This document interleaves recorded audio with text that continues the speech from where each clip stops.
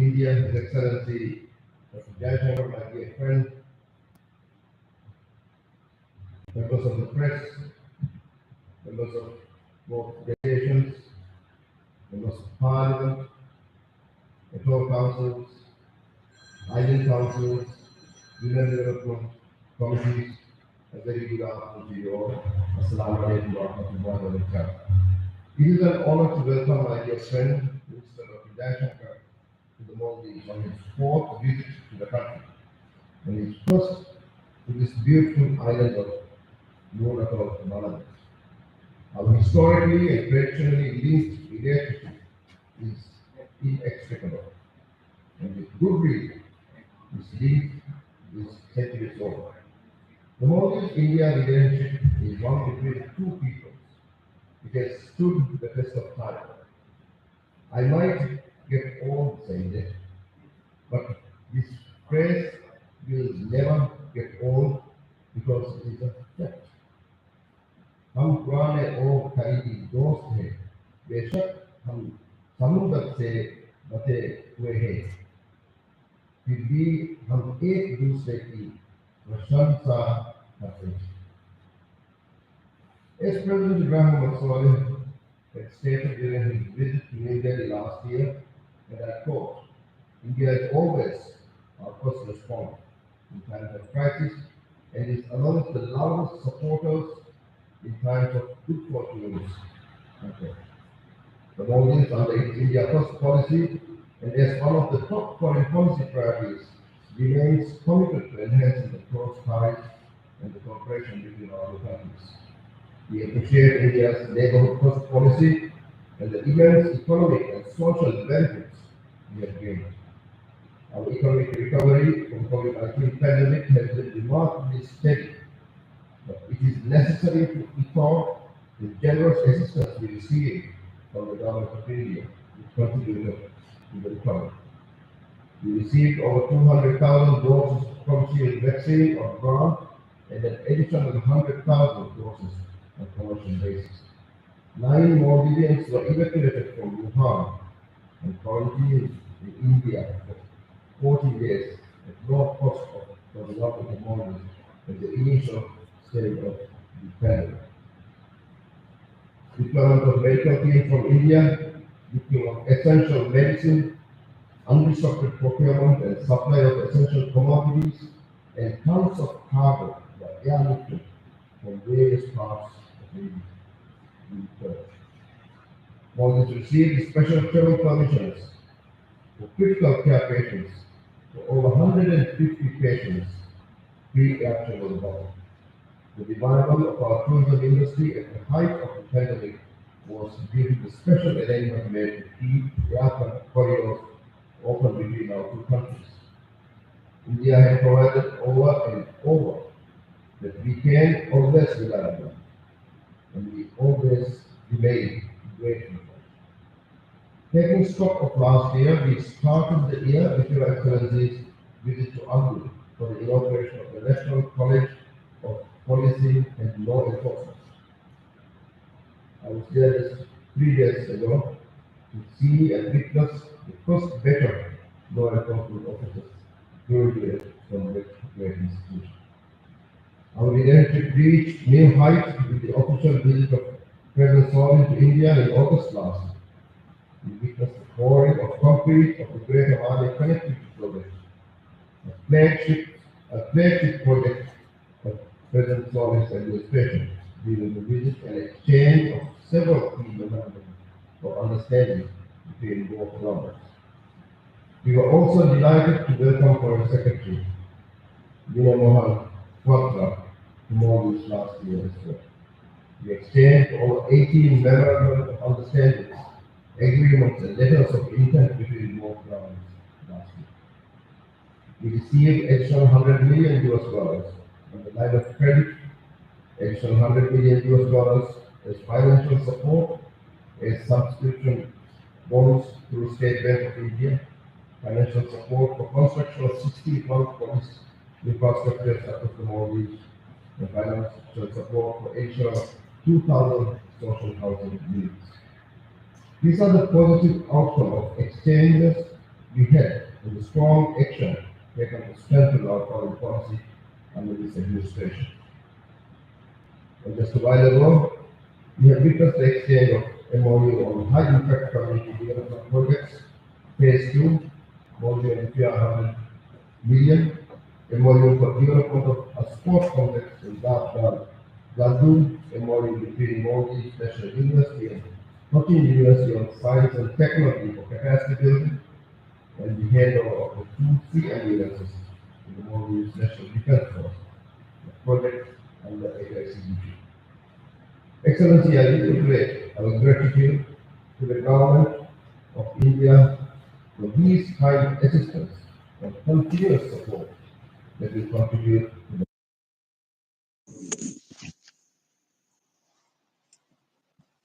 looking at the development projects is key. In addition to the ground training of project,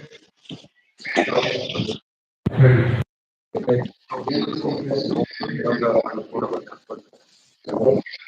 This is what Is it okay? Is it okay? Yeah,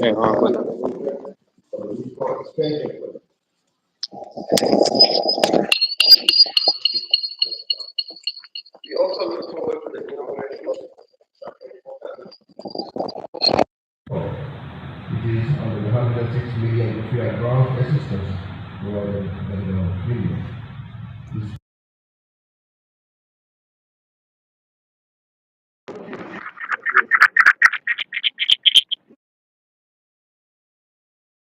fostered between our nations. This is only the start of the key deliverables for the project on the establishment of water and sanitation facilities in 34 islands will be completed throughout the year. The cricket stadium project is in the tendering stage, while the cancer hospital, another important project, is at detailed project report stage. Stakeholders are coordinating to expedite the international port development project at Guipon, expansion of medical facilities in Navi and Ferryboat, and GAM International Airport project will move on to the implementation stage very soon. The Greater Malay Connectivity, Malay Kilometer project, has reached the milestone of marine pilot, and we are confident that this project will progress steadily.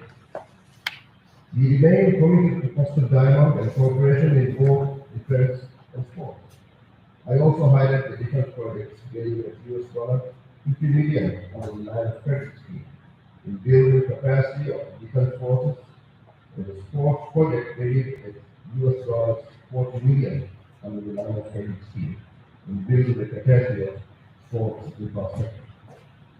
The government of India has contributed immensely to human resource development of the country as well. With over 1,138 beneficiaries in different both short and long-term programs in 2022 alone. It has contributed to building the capacity of our workforce for future generations. India partnership has only reached this pinnacle because of the leadership of His Excellency President Sonia and His Excellency Prime Minister Narendra Modi. And the deepest gratitude to the people of India for the continued support throughout these years. I thank you, my dear friends, Jaishankar, for your personal commitment and the close relations that you have maintained with Maldives. Thank you for accepting our invitation. I also take this opportunity to thank Jaishankar Mahabu and his excellent team here for the commitment and dedication towards promoting development for the people of the Maldives. We hope to see more high-level exchanges between our two countries this year as well. And dear Minister, I welcome you to Maldives, in the south and in the north. Next time, first, when you reach us, I will welcome you on one of the fields on the same way. I hope you have perfect. Thank you.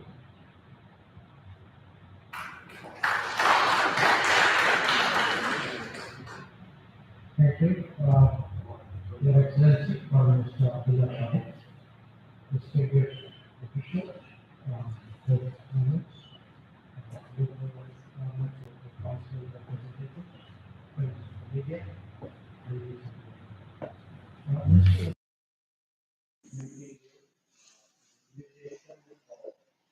For really conceptualizing this visit in a very different way than perhaps most travel visits from ministers have done. Very, very, very, very delighted to avail of the invitation and be here to tell you the location where I believe that we will see the fruits of our I also thank you for extending traditional and warm Maldivian Jaishankar hospitality and I welcome for those of my freelance and volunteers in the sacred church of the Student who to my social media or through other media channels. They will certainly see the turquoise water, they will see the sandy beaches, but what they will also see, and I assure them I will feel, is really the warmth of your friendship, the generosity of your welcome. So I want to say it's always very good to be back in the Maldives. As you have pointed out, this is my first visit to the northern atolls, specifically to Manadu. And it's just another realization being here, what close neighbors we are, how much our destinies, how much our interests, how much our existence, how closely they are bound. And today is also, I think, in many ways, a moment to reflect on how much our relationship has transformed over the last 4 years. We have what is clear a very deep partnership, a partnership of close friends and maritime neighbors, which has been strengthened particularly by the visit of President Ibrahim Mohammed Soleh to India in August 2022. And while obviously in a relationship like this, it's in the national interest of both countries, I think we would do well to remember the words of Prime Minister Modi on that occasion when he said that the India-Maldives partnership is not only working in the interests of the citizens of both countries, but is actually a source of peace, stability, and prosperity for the entire region.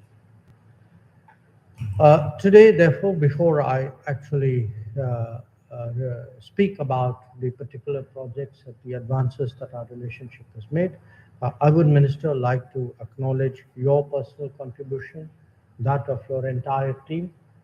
What I do want to say, it's a pleasure working with you all.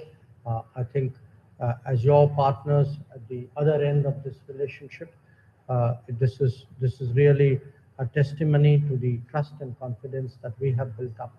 That so much has happened so smoothly and so effectively on the ground. And some of that, of course, is what we are going to be seeing today. We have, for the media and for our colleagues, I want to say that the Minister and I had a very productive discussion before this press conference. We were joined by our delegations as well after that. And the agreements and MOUs that we have exchanged today, again, are just a reaffirmation of the very strong development partnership that we have built up. We have jointly reviewed our ongoing infrastructure projects and the groundbreaking ceremony of what I think, without exaggeration, is one of the most anticipated projects in the north, the Hanimadu International Airport Expansion Project, will be held later this evening, and it will be my great honor to represent the Government of India on that occasion. And I know that this project, when completed, will actually transform the lives and livelihood of all the people in the north of Maldives. As the Hanimadu Airport commences in the north, we are also privileged to be a partner, of course, in another very ambitious project in the capital, the Greater Malay Connectivity Project. This is the largest project, I believe, which has ever been done in this country. It was formally initiated in August 2022 during President Soli's visit to India. And I'm glad to see that work continues apace on this project. We do expect it to become an economic corridor connecting Malé with Willingili, the proposed commercial port at Gullipalu, and the industrial zone at Tilapushi. Construction of 4,000 social housing units at Hulmhale is also progressing well, and I believe that too will contribute to meeting the needs of the Maldivian people. Other projects like the Addu roads and reclamation, the water sanitation infrastructure for 34 islands across the archipelago are also progressing well. We hope that the projects for the expansion of Ghan Airport and the development of the Gullipalu port will go into implementation phase very soon. Needless to say, all these projects adhere to the basic tenet of the Indian development cooperation approach, which is emphasis on transparency, full participation, ownership of the host country, and competitive pricing. I'm confident that these projects together will completely transform the economic landscape of the Maldives. We place an equal emphasis on impactful community development projects. We are already partnering on 45 such projects, 23 of which have been completed. Today, we have handed over 2 sea ambulances to the MNDF to enable rapid deployment of health services for those in need. I look forward to jointly inaugurating with you, Foreign Minister, the community center at Hokkaido tomorrow. I'm happy that we have initiated another such project today for establishing a sports complex in Dalu Gadu. Today, we have agreed to extend an additional grant of MBR 100 million to undertake more of these high-impact community projects, because we can actually see what an immediate and direct impact that they have on the communities. Speaking of that, I would also like to note that there's been a very remarkable growth in our human resources exchanges and cooperation. Our training arrangements have intensified. I believe over 400 of our Maldivian friends have visited India for in-person training in 2022 alone. And we have initiated a new program for capacity building. And certainly, Minister, I look forward to working with you to highlight the human resources aspect of our cooperation. Building on the people-to-people connect and recognizing the importance of education is very important. I'm happy to announce that we will be gifting over 10,000 school books to be distributed over 216 schools in this country. I'm also happy to see the conclusion today of the MOU between our universities, the Maldives National University and the Kochi University of Science and Technology, because I think this too is an important aspect of our relationship. In terms of the movement of people, I'm very, very encouraged to see that the combination of visa-free travel, direct cargo vessels, they've all really provided a certain buoyancy to our ties. Bilateral trade has been expanding, and we are proud to say we remain the top source of tourism for Maldives, I think now for the 3rd year running, if I'm not mistaken. Along with that, we are also seeing the bilateral investment levels rise. So what I do want to say today is we are good neighbors, we are strong partners, we are today mutually invested in development, in progress, but we also together have a responsibility for peace and security in the region. Our security partnership also continues to strengthen, which is the way it should be. And again here, India is always willing to meet the requirements and the needs of Maldives for both for itself and for the larger region. We know that this is a globalized, very interconnected, but also in many ways a somewhat volatile world. And today, a lot of our own diplomatic attention is being given to really, I would say, easing global tensions, ensuring that interests of countries like Maldives, whether it is in sustainable growth, green growth, in terms of the fragility of our climate, that many of your concerns are also our concerns. And again, I want to assure you, because we have just done the Voice of Global South Summit, that our intention is very much that the concerns of smaller countries find a voice through us in the councils of the G20. Uh, I would also like to underline we deeply value our multilateral cooperation. I congratulate you, Minister, on your successful term as the President of the 76th UN General Assembly. It was our privilege to work very closely with you in that regard. I also congratulate Maldives as it commences its term as a member of the UN Human Rights Council. So all in all, let me say once again, it is truly a great pleasure to be back here, to be back not just in Maldives, but to be here in Manado, and then I look forward to my program this evening and tomorrow. It gives me, again, personal satisfaction to see our partnership scale new heights. And as I said, it takes a local visit to to really witness for oneself the fruits of a partnership translating into the lives of the community.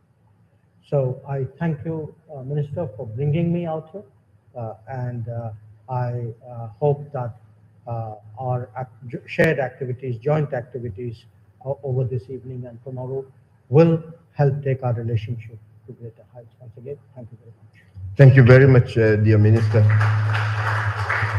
Before concluding, let me thank you and the Government of India for the approval of the project submitted by the Ministry of Education on enriching school libraries. We hope to include a reading culture within the school environment throughout this project. And also thank you for the kind sentiments you have expressed towards the warm welcome that you have received. Our gratitude goes to the Atoll Council, to the Island Council, to the all the MPs from this atoll who have arranged this all the arrangements here in Nur Manado. We are very grateful for the outstanding work you have done.